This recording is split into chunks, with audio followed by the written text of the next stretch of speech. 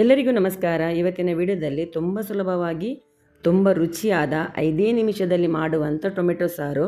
ಇದಕ್ಕೆ ತೊಗರಿಬೇಳೆ ಹಾಕಲಿಕ್ಕಿಲ್ಲ, ಬರೀ ಟೊಮೆಟೊದಲ್ಲೇ ಮಾಡುವಂಥ ಸಾರು.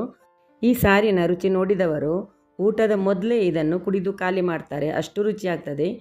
ನಮ್ಮ ಚಾನೆಲ್ನಲ್ಲಿ ಈ ರೀತಿ ಹಲವಾರು ರೆಸಿಪಿಗಳಿವೆ, ಟ್ರೈ ಮಾಡದವರು ಒಂದ್ಸಲ ಮಾಡಿ ನೋಡಿ.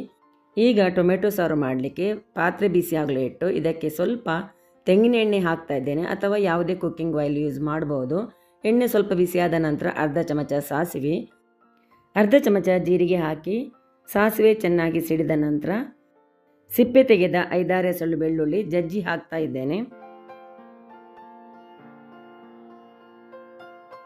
ಬೆಳ್ಳುಳ್ಳಿ ಸ್ವಲ್ಪ ಫ್ರೈ ಆಗ್ತಾ ಬರುವಾಗ ಇದಕ್ಕೆ ಒಂದು ಕಾಯಿಮೆಣಸು ಕಟ್ ಮಾಡಿ ಹಾಕಿದ್ದೇನೆ.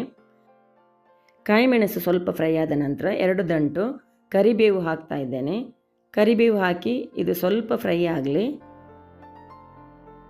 5 ಟೊಮೆಟೊ ಈ ರೀತಿ ಸ್ವಲ್ಪ ದೊಡ್ಡದಾಗಿ ಕಟ್ ಮಾಡಿ ಇಟ್ಟಿದ್ದೇನೆ. ಈಗ ಟೊಮೆಟೊ ಹಾಕಿ ಟೊಮೆಟೊ ಬೇಗ ನೀರಾಗಿ ಫ್ರೈ ಆಗಲಿಕ್ಕೆ ಸ್ವಲ್ಪ ಉಪ್ಪನ್ನು ಹಾಕಿ ಈಗ ಟೊಮೆಟೊ ಚೆನ್ನಾಗಿ ನೀರಾಗಿ ಫ್ರೈ ಆಗೋ ತನಕ ಇದನ್ನು ಫ್ರೈ ಮಾಡಿಕೊಳ್ಬೇಕು. ನೋಡಿ, ಈ ರೀತಿ ಚೆನ್ನಾಗಿ ಫ್ರೈ ಆದ ನಂತರ ಇದಕ್ಕೆ 1/4 ಚಮಚದಷ್ಟು ಅರಶಿನ ಪುಡಿ ಹಾಕ್ತಾ ಇದ್ದೇನೆ.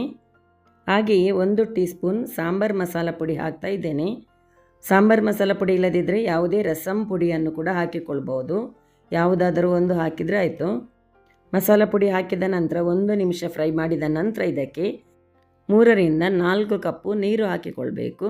ಎಷ್ಟು ಸಾರು ದಪ್ಪ ಬೇಕು ನೋಡಿಕೊಂಡು ನೀರು ಹಾಕಿದರೆ ಆಯಿತು.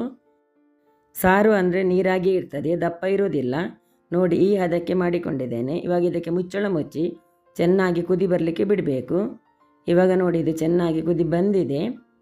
ಕುದಿ ಬಂದ ನಂತರ ಇದಕ್ಕೆ ಒಂದು ಸಲ ಮಿಕ್ಸ್ ಮಾಡಿ ಇದಕ್ಕೆ ಇಲ್ಲಿ ಹುಳಿ ಕಡಿಮೆ ಇದ್ದರೆ ಸ್ವಲ್ಪ ಹುಣಸೆ ಹುಳಿಯ ನೀರನ್ನು ಹಾಕಿಕೊಳ್ಬೇಕು. ಊರಿನ ಟೊಮೆಟೊ ಆದರೆ ಹುಳಿ ಇರ್ತದೆ, ಹುಳಿ ಇದ್ದರೆ ಹುಣಸೆ ಹುಳಿ ನೀರು ಹಾಕೋದು ಬೇಡ. ಹಾಗೆ ರುಚಿಗೆ ಸ್ವಲ್ಪ ಬೆಲ್ಲವನ್ನು ಹಾಕಿಕೊಳ್ಬೇಕು.